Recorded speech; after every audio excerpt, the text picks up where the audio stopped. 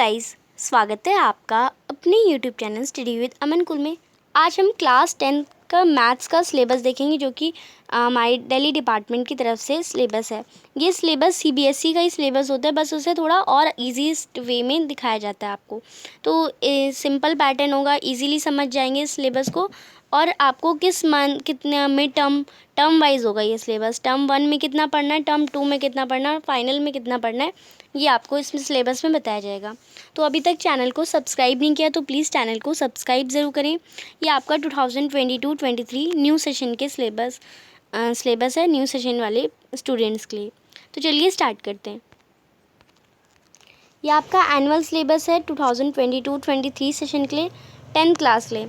और ये जो मैथ्स का जो सिलेबस होता है वो मैथ्स जो है आपको पता है 2 पार्ट में डिवाइड है, बेसिक एंड स्टैंडर्ड। तो ये सिलेबस जो है आपका बेसिक और स्टैंडर्ड दोनों स्टूडेंट्स के लिए है, यानी मैथ जो सिलेबस है वो सेम ही रहता है। मैंने जैसे बेसिक और स्टैंडर्ड वाली वीडियो में भी बताया था, तो सिलेबस दोनों के लिए सेम ही है। और ये इंग्लिश मीडियम के स्टूडेंट्स के लिए सिलेबस है। हिंदी मीडियम के लिए भी मैथ्स का सिलेबस डल चुका है चैनल पे, आप वहाँ से देख सकते हैं।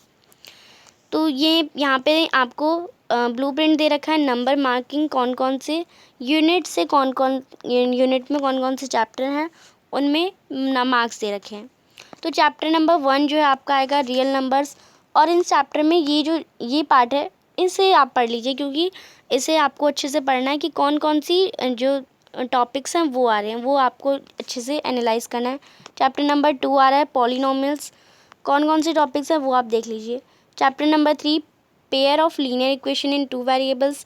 Chapter number 6 triangles. And chapter number 7 coordinate geometry. Chapter number 8 introduction to trigonometry.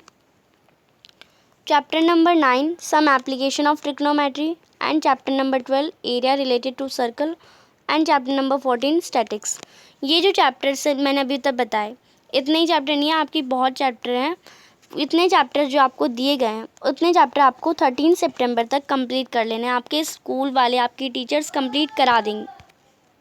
Then आपका ये चैप्टर्स कंप्लीट हो जाएंगे और फिर आपका एक मिड टर्म का एग्ज़ाम होगा इसी सिलेबस को रिवाइज़ करने के लिए। सिलेबस रिवाइज़ कर लिया, फिर एक एग्ज़ाम होगा इन चैप्टर के बेसिस पे।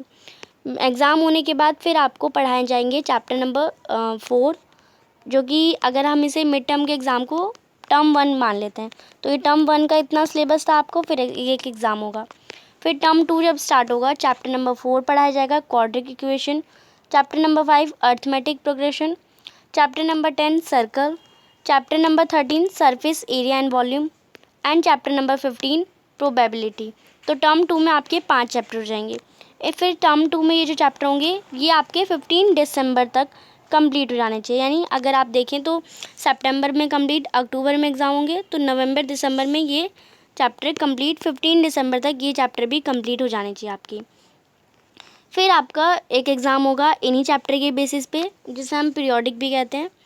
फिर आपका ये टर्म 2 कंप्लीट हो जाएगा, टर्म 1 कंप्लीट हो जाएगा। फिर टर्म 1 के जितने भी चैप्टर्स थे और टर्म 2 के जितने भी चैप्टर्स थे, उन दोनों को मिला के एक एग्ज़ाम होगा आपका, जिसे हम प्री बोर्ड कहते हैं। वो भी स्कूल लेवल पे ही होगा।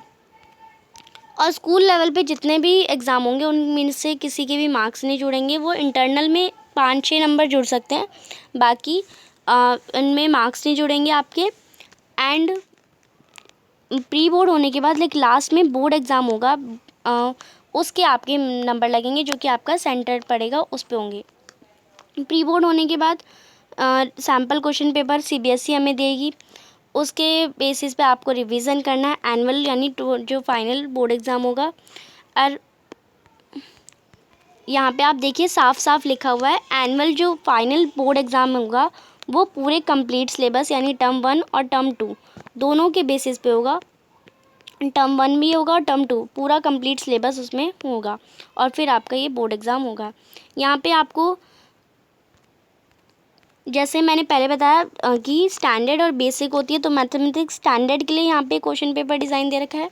तो स्टैंडर्ड और बेसिक में इतना डिफरेंस नहीं है, रिमेंबरिंग और अंडरस्टैंडिंग के बेसिस पे 43 मार्क्स का आएगा, और अप्लाइंग के लिए 90 मार्क्स का, और एनालाइज करने वाला आपका और एवेल्यूएट और ग्रेड करने वाला 18 मार्क्स का। टोटल हमारा 80 मार्क्स हो जाएंगे। और अगर हम मैथमेटिक्स बेसिक वालों का देखें तो उनका क्वेश्चन पेपर डिज़ाइन रिमेंबरिंग और अंडरस्टैंडिंग 60 मार्क्स की आएगी, जैसा कि यहाँ पे 43 मार्क्स की आ रही थी। अप्लाइंग 12 मार्क्स की आएगी और एनालाइज एवेल्युएटिंग और क्रिएटिंग 8 मार्क्स की आएगी। तो ये टोटल 80 मार्क्स का इनका भी पेपर हो जाएगा। इंटरनल असेसमेंट कैसे दिए जाएंगे आपका, जो पेन पेपर टेस्ट यानी मैंने बताया टर्म 1 और टर्म 2 मल्टीपल असेसमेंट आप सबमिट करेंगे तो इसके 10 मार्क्स।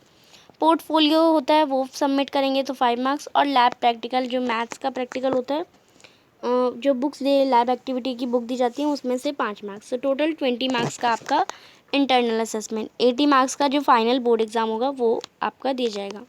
तो आई होप आप समझ गए होंगे। यहाँ पे हम अपना मैथ्स का सिलेबस कंप्लीट करते हैं। अभी से पढ़ना स्टार्ट कर दीजिए और चैनल को अभी तक सब्सक्राइब नहीं किया तो प्लीज़ चैनल को सब्सक्राइब ज़रूर करें। वीडियो अच्छी लगी तो इसे लाइक करिए, दोस्तों के साथ शेयर करिए। Thanks for watching, bye bye guys.